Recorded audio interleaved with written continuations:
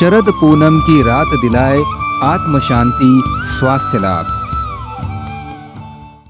आश्विन पूर्णिमा को शरद पूर्णिमा बोलते हैं। इस दिन रास उत्सव और कोजागर व्रत किया जाता है। प्रेम भाव में रमण करने वाली गोपियों को शरद पूर्णिमा की रात्रि में भगवान श्री कृष्ण ने बंसी बजाकर अपने पास बुलाया और ईश्वरीय अमृत का पान कराया था। अतः शरद पूर्णिमा की रात्रि का विशेष महत्व है। इस रात को चंद्रमा अपनी पूर्ण कलाओं के साथ पृथ्वी पर शीतलता, पोषक शक्ति एवं शांति रूपी अमृत वर्षा करता है। शरद पूनम की रात को क्या करें क्या न करें। दशहरे से शरद पूनम तक चंद्रमा की चांदनी में विशेष हितकारी रस, हितकारी किरणें होती हैं।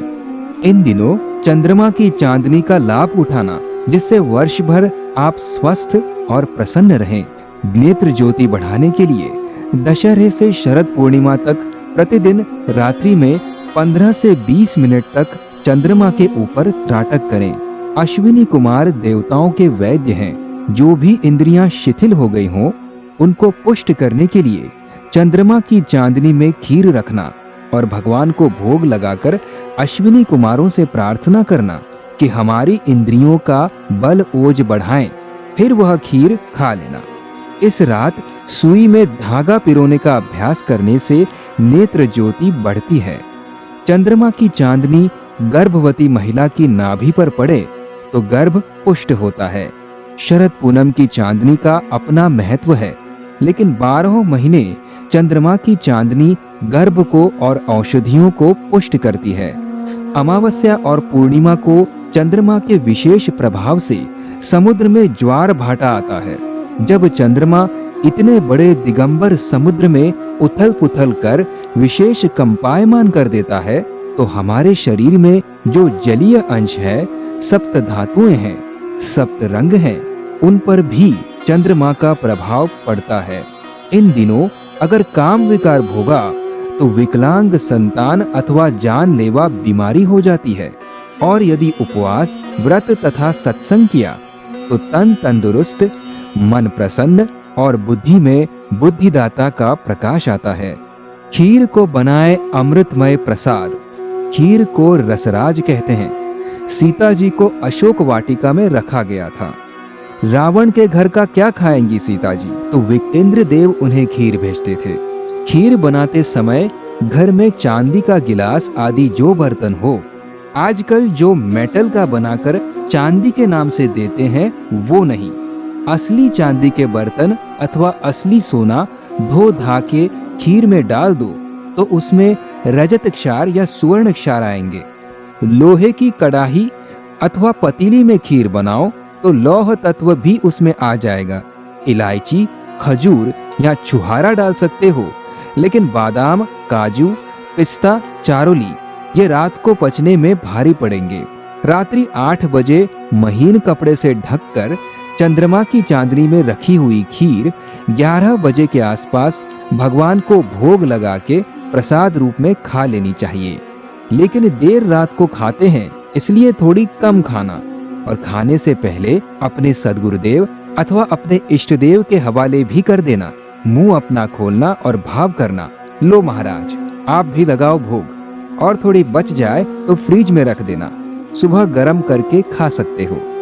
खीर दूध, चावल, मिश्री, चांदी, चंद्रमा की चांदनी इन पंच श्वेतों से युक्त होती है, इसलिए सुबह बासी नहीं मानी जाती। शरद पूनम का कल्याणकारी संदेश। रासलीला इंद्रियों और मन में विचरण करने वालों के लिए अत्यंत उपयोगी है, लेकिन राग, ताल, भजन का फल है भगवान में विश्रांति।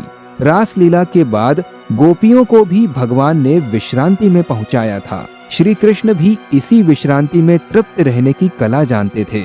संतुष्टि और तृप्ति सभी की मांग है। चंद्रमा की चांदनी में खीर पड़ी पड़ी पुष्ट हो और आप परमात्मा चांदनी में विश्रांति पाओ। चंद्रमा के दर्शन करते जाना और भावना करना कि चंद्रमा के रूप में साक्षात परब्रह्म परमात्मा की रसमय पुष्टिदायक रश्मियां आ रही हैं। हम उसमें विश्रांति पा रहे हैं। पावन हो रहा है मन, पुष्ट हो रहा है तन, ओम शांति, ओम आनंद पहले होठों से, फिर हृदय से जप और शांति। निसंकल्प नारायण में विश्रांति पाते जाना। परमात्म विश्रांति, परमात्म ज्ञान के बिना भौतिक सुख सुविधाएं कितनी भी मिल जाएं, लेकिन जीवात्मा की प्यास नहीं बुझेगी, तपन नहीं मिटेगी। देखें बिन रघुनाथ पद, जिय कै जरनी न जाई। श्री कृष्ण गोपियों से कहते हैं कि तुम प्रेम करते करते बाहर ही बाहर रुक न जाओ, बल्कि भीतरी विश्रांति द्वारा मुझ अपने अंतरात्मा प्रेमास्पद को भी मिलो, जहां तुम्हारी और हमारी दूरी खत्म हो जाती है।